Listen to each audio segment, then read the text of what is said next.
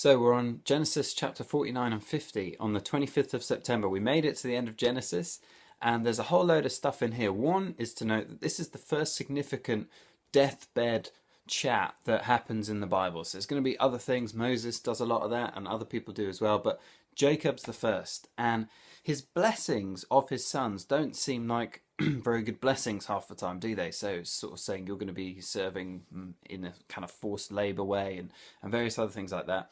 What Jacob's doing here is he's seeing partly what's already happened to the lives of his sons, but also seeing effectively what he thinks is going to happen to their descendants, and he's stating that. So someone like Reuben, he says, Reuben should have been the leader, but Reuben attempted to establish himself as the leader of his father's sons by sleeping with his father's wife in Genesis chapter 35. So he's saying, because of that, you're going to decline. And Reuben actually ended up quite a small tribe.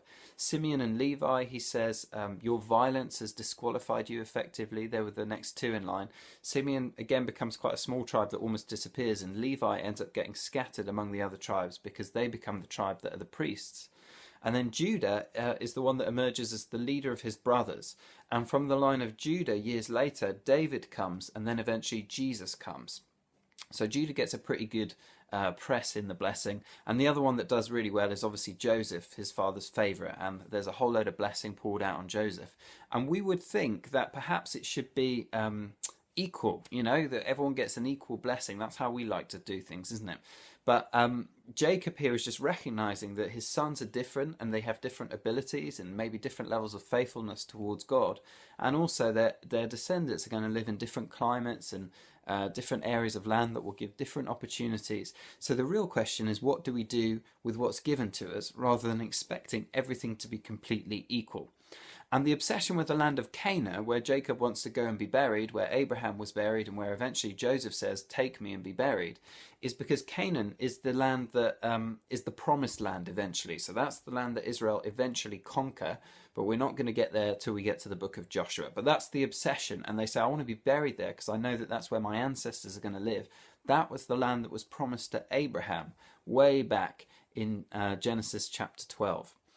And then there's this interesting little scene just as we finish towards the end, where Joseph's brothers begin to doubt that he's really forgiven them. Once Jacob's died, they think, oh my word, he's going to kill us now. And that's just like us when it comes to relating to God.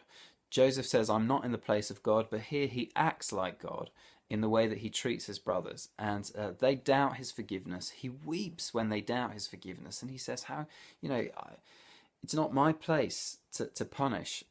God has meant what you did for good, and he treats them kindly and he reassures them. Often you and I will doubt the forgiveness of God, and what he usually does is he's sorry about that, he weeps, and then he reassures us with his kindness and with his love and with his forgiveness. If you doubt his forgiveness today, turn to him again and ask him for reassurance.